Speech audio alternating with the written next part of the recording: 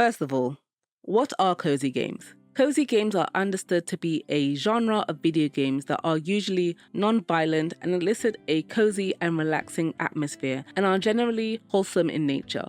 Games like the farming simulator Story of Seasons, formerly known as Harvest Moon, and a slice of life social sim, My Summer Vacation, are thought to be the first games of their kind within the genre. That is a definition that you get from cozy games enthusiasts, some developers, and it's even on Wikipedia. But I've always thought that was quite odd, considering how video game genres usually work. With other mediums like movies and books, the genre is determined by the content the work contains: horror, comedy, romance, and so on. Whereas with video games, the content inside is secondary to the mechanics of the gameplay. Detroit Become Human, Portal, and Mass Effect settings are all rooted in science fiction, but they are not of the same genre of video game. Mass Effect would sit alongside Dragon Age and Tales of Symphonia, even though those two have fantasy settings. All three of them belong to the role-playing game genre. I think when most people mention cozy games, they are usually describing genres such as farming sims, life sims, management sims, dress-up games, cooking and crafting games, and certain kinds of puzzle games, city builders, and organization games. This hasn't always sat right with me personally because cozy is a feeling, and you could experience that feeling in plenty of games outside those aforementioned genres. I find games like Baldur's Gate 3, Tears of the Kingdom, Life is Strange, Dragon's Dogma, and Octopath Traveler to be just as cozy as Animal Crossing, even with all the combat some of those games contain. I can also point to a good handful of games that are labeled as cozy that have intense combat in them that you need to do if you want to progress further in the story. You can probably thank the first Rune Factory for modern farming games having combat in them now. Also, some of these cozy games are just as capable of having some intense and even upsetting content inside of them, outside of their more laid-back moments and storybook aesthetics. It's all subjective. If you consider Skyrim to be a cozy game because you can do exactly the same things you can do in games that fall under the cozy umbrella, go right ahead. I'm not going to argue with you. On the flip side, I can understand why it's helpful to have a catch-all term to define these games, as it makes searching for similar games easier and forming a community of like-minded gamers who you can connect with. Around the early 2010s, many of these would have been labeled casual games, and they would often be disparaged by the wider gaming community because their audience were mostly women who were playing games on their phones, and they were not seen as real gamers, whatever the hell that means. So gathering under this cozy umbrella and being very enthusiastically positive about these games is a good thing, I feel. What my beef is that cozy has now become a buzzword. Over the past 5 years, the community of comfy, cozy gamers has grown. This is in part due to the popular Animal Crossing franchise releasing its latest title, Animal Crossing New Horizons, for the Nintendo Switch in March 2020, just as everyone was going into lockdown. Animal Crossing New Horizons offered an escapist, laid-back, and low-stakes fantasy where you didn't have to worry about selfish people hoarding toilet paper and soap. The game went viral. People who had never heard of Animal Crossing before were buying a Switch just so they could play, causing a global shortage of the console. It broke records and was the best-selling console game of 2020. Eventually, players wanted something new that offered a similar experience and sought out games that had come out that year or many years prior. The industry took notice, and game studios, big and small, were rushing to develop and publish games that catered to this audience, who are now calling themselves cozy gamers. This is also where we started seeing more studios using the word cozy within their marketing, when in the past you never really saw it. And Steam and other places now having a dedicated section for cozy games. There have been a bunch of amazing games that have come out since 2020, and games that have been in development for several years prior that are due to come out this year, hopefully. There's also been games that have come out that aren't all that great, which is to be expected. They can't all be winners. This happens with every medium all the time. Whenever something is incredibly successful, people want to ride that wave in hopes that they can emulate the success until the trend fizzles out. As a result, we have been flooded with games that lack vision, originality, and quality. Live service games looking to squeeze out every last penny from their player base by charging them big money for the tiniest bit of cosmetic changes. Then there are the games that are straight up scams, allegedly. This topic surrounding cozy games has been around for years now, but I think what has sparked the latest discourse has been the game Tales of the Shire. Tales of the Shire is a life sim set in the Lord of the Rings universe. It has received some mixed reviews, ranging from mediocre to bad. I can't speak on how good or bad the game is because I haven't played it,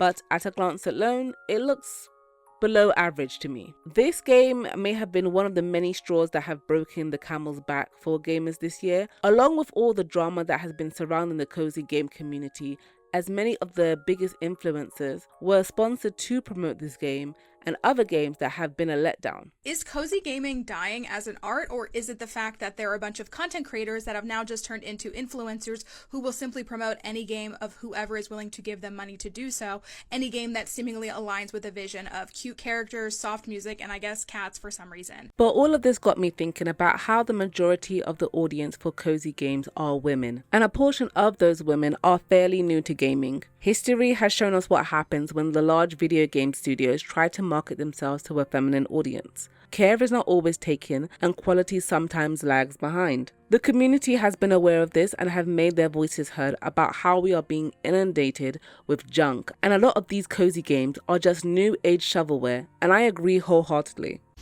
Cozy gaming is just girly shovelware repackaged, and it's took me a while to come to this conclusion because I haven't been really keeping up with cozy games. But seriously, if we look at what happened in 2020 with Animal Crossing New Horizons bringing in such a big new gaming audience of a lot of women, of course the industry looked at that and said, let's make girly slop again. Let's rewind for a bit. When the great video games crash of the 80s happened, people in the USA were convinced that the video game trend was on its way out. That wasn't the case in Japan. Video games were doing fine over there, and in order to continue selling well in the American market, Nintendo made a bunch of marketing decisions for the Nintendo Entertainment System to be accepted into toy stores. Since many toy stores at the time were separated by gender, the pink aisle for girls, blue for boys, this new toy was marketed with boys in mind.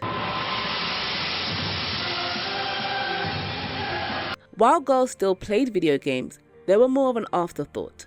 Moving into the 90s, there was more of a push to market games towards girls and appeal to what girls like. And honestly, what girls like is quite nebulous. It can be a variety of things. Bleach, lighter fluid, ammonia, gasoline, I don't know, lady stuff. But this is where we started to see a bunch of genres and subgenres of video games become more popular because of girls and women. Around the mid-2000s, that is when shovelware video games were at its peak, especially for licensed properties. It was like a repeat of what happened in the 80s with Atari that led to the crash in the first place. But when it came to explicitly girl-targeted games, it was like wading through a swamp to get to a gem. The Imagine series is arguably the most infamous of shovelware girly games. So the Imagine series were life and job simulation games of various professions that was published by Ubisoft. A bunch of YouTubers have made videos on the Imagine series, so if you're curious about them, I recommend checking them out. But yeah, anyway, if you were a young girl and had a Nintendo DS back then, chances are that one of these games somehow ended up in your collection. If you played those games and loved them, great. If you are in your current profession because Imagine games inspired you, that's even better, congratulations. But however, we can agree that a good chunk of them lacked quality. And nowadays, it just feels like a blast from the past when you're browsing online for cozy games and are bombarded with a selection of games that are just recolored 3D assets that were ripped from better games and pastel-colored pixel art taken from itch.io that were then given the most generic name you could think of and thrown onto the marketplace. Out of all of them, I would have to say Nintendo eShop may be the worst when it comes to shovelware. Just typing in the word cozy gives you page after page of junk. AI junk at that. Ugh, Nintendo, fix up please. Speaking of AI, thanks to Hollywood X on TikTok, I saw that the upcoming management game Hosey was using generative AI in their pictures. It's giving like AI art down. Ooh. No, why do they have to use AI? I really liked this game. Yeah, look at the eyes. You can always tell with the cartoon eyes. Apparently, they didn't disclose this until quite recently on their Steam page, that they were using Gen AI images as placeholders for the playtest version, but they would be using real human art for the game's release. I'm just over here thinking, if you couldn't afford licensed images, why couldn't you use free stock photos instead? I use them all the time. Blood, if you just used your logo with a little subtitle saying real photo coming in the full release or whatever, that would have sufficed. I've made my hatred for generative AI known in the last video that this information has put me off the game just like it did with Inzoi. You know, something that stood out to me while reading and watching reviews for Tales of the Shire were people who did not understand where the negative response was coming from. The common sentiment I saw was, besides all the bugs, the game was fine, no different to all the other cozy games out right now. And therein lies the problem. What makes Tales of the Shire a game worthy of your time and money, other than it being part of a popular IP? What is it doing differently than all the other life sims out there? Back when Wildflowers came out, I didn't think too much of it. A 3D farming sim with magic, that sounds cool. It was only until I saw gameplay that showcased that it was fully voice acted is what got me to download the demo. Hi, I'm Kim. Hey Kim, I'm Tara. The only other farming sim that I knew of that had voice acting was Rune Factory 5. Then there is Fields of Mystria. When the launch trailer first came out, I saw people ask, do we really need yet another pixel graphic farming sim? But I think NPC Studio has done a great job of setting Fields of Mystria apart from all the other pixel graphic farming sims on the market. The 90s shoujo anime inspired character designs were enough to make me add it to my wish list. The cute pastel pixel art style is way more to my taste and quite reminiscent of Pokemon Gen 3, where there's just enough detail. As for the gameplay, the fantasy setting and magic is really cool, and the characters are cute and endearing. The way how all these NPCs go about their daily routine and you see them interacting with each other. And I just love how the town's inn is like a co-op. You will see different characters working behind the counter, even though they have a job somewhere else, and everyone all gathers there on Friday nights too. It's beautiful. I love it. It has so many great quality of life features and improves greatly on what other farming sims of the past has done, and it's still in early access. I can only imagine what the full release is going to add. Now let's compare the prices of these three games. Okay. Now, if you love Tales of the Shire, I'm not trying to come for you or nothing. I'm glad you enjoy it. Good for you. As I said earlier, some studios see cozy games as a trend that will fizzle out soon and want to cash in as quickly as possible. So they try to imitate the look, mechanics, and story beats of some of the most popular games, which happens to be farming sims, life sims, town builders, and organizers, without understanding why the audience gravitates towards them in the first place and what makes them so fun to play, believing that the majority women audience will accept it as long as there is warm lighting and soft music. Which brings me to my next point. I'm a bit conflicted. While I do think that it's nice that the cozy gaming space is where women are not an afterthought, I don't like how it feels as if it's the only gaming space we are allowed to exist in peacefully is the one that is full of domesticity and homesteading. Do you get me? Perhaps it has to do with the oversaturation of these core four genres. It puts cozy games in a limited box by overshadowing games that don't fit into one of the four, which explains why the community is experiencing genre fatigue. So how do you deal with genre fatigue? Should we abandon the cozy category? No. The cozy game niche has been a haven for indie games to get noticed and to directly market themselves to this community. Without the cozy tag, I do believe that a game like Discounty, a supermarket business simulator, may have been lost in the vast ocean of pixel art indie games. Then there's the company Wholesome Games. Wholesome Games Direct has been a hub for showcasing non-violent games, promoting many indie games and publishing a few of them too. Number 2. Should we rethink what cozy games are? I don't want companies to end up rigidly defining what does and does not make a cozy game, because when they do, they can put out a game that checks all the right kinds of boxes but isn't anything special and sell it to you for a jacked up price. I should stop picking on this game. I have not played it. Sorry. The best way to cure genre fatigue for me is to break away from the genres you've been playing and start delving into others. Since it is seasonally appropriate, I'm going to recommend checking out more of the subversive cozy games that lean into the spooky and straight up horror. There is something about having that dark element with these atmospheric, cute storybook aesthetic that really just appeals to me. Some of them even combine farming and life sims with RPG and survival horror. One game that I'm looking forward to is Grave Seasons, which is a murder mystery farming sim. I love solving mysteries in games. I won't even look at walkthroughs. I want to solve it by myself so I can feel like I'm a smarty pants. Then there is Bye Sweet Carol, and oh my goodness, look at this 90s Disney inspired art style. Absolutely gorgeous. It's a psychological horror, dark fantasy 2D platformer. Although I first heard of this game via Cosy Game TikToks, the devs are not outright marketing this game as a cozy horror. That's when I remembered that even though Stardew Valley is seen as the epitome of cozy games, when it originally came out in 2016, it did not market itself as such. I've even seen some people challenge the alleged coziness of the game because it can be quite overwhelming, and it is widely understood that you need multiple tabs of the wiki page open.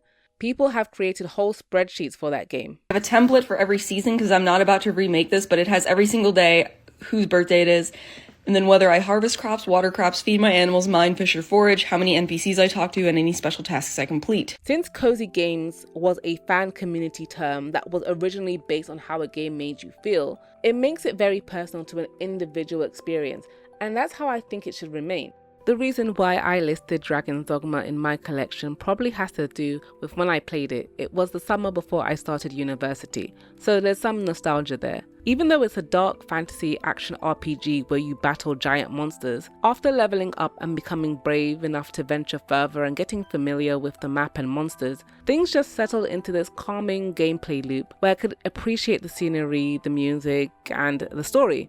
Dragon's Dogma forces you to explore. You have to work hard for that fast travel, and as you do, you experience that day and night cycle, which at first is quite scary, but as you progress, you know what to expect, and it just becomes really calming to me. Knowing areas that are safe, where you can settle and make camp, and realizing that the darkness of the night is caused by the moon disappearing.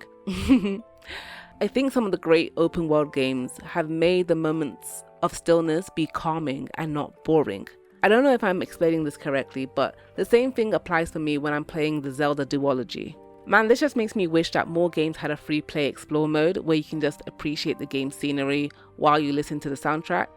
As a kid, I would play Mario Kart 64 and go off track to explore areas that you would drive past when playing normally. For now, the cozy gamer community is still an indie developer's haven. Gamers are always so supportive, which I love. I have always said that it is indie studios that are the ones spearheading innovation. They are not afraid of taking risks and coming up with different and interesting types of games and storytelling techniques. And I mean this across the board, regardless of genre. That's why I think it's great to explore games that don't necessarily have the cozy tag attached to them and haven't been mentioned by all the influencers and popular channels, because you could end up ignoring your next favorite cozy game. Finally, and this could be the most important one, I really want game developers to stop describing their games by comparing it to Studio Ghibli movies and or Stardew Valley. I get that those two properties may have had the biggest influence on them creatively, me too, but allow it. Even games journalists reviewing the latest cozy games will find a way to bring up one or the other, or use some variation of Stardew Valley meets Studio Ghibli. I'm sorry, but hearing that repeated constantly for different games makes me lose interest fast. You can say I'm being unfair when terms like roguelike, souls-like, and Metroidvania exist, that's fine. And I get that it's a shorthand for when you want to pitch your project, but you're not in the pitching phase anymore. No wonder people are complaining that these games are all the same when they are being described in a similar way by everybody. Before you make the comparison, ask yourself, is it really like Stardew Valley, or can you just plant seeds? Unless it's so obvious that the style and scenes look like they came straight from a Studio Ghibli movie that isn't Grave of the Fireflies, maybe you can find a different way to describe the game. Just saying. Hopefully all of this made some kind of sense to you. I'm really curious to hear what you think about everything that I've touched on. It's a lot. Do you agree? If you disagree and think that cozy games need to stay defined as a single set thing, I want to know why you feel this way. Also, for everyone, what cozy games are you playing right now? Is it Love and Deep Space? No judgment, I appreciate Atome games and dating sims. Yeah, put me on some games that you're playing and what you're looking forward to. Thank you to every single one of my patrons: Cheyenne Lynn, Hariana Hook, Kemi, Mariah, M. Zaid, Des and Hill Richards Campbell, Hyphenated, Taylor Moore, Critica, Malpertuous, Go Love, Amrit S, Isabel A. Ledger, Super Keeg, Mox, BJ, Worknesh Tesfaye, and Neek. If you want exclusive videos, audio episodes, early access, and behind the scenes look, then consider joining. Bye.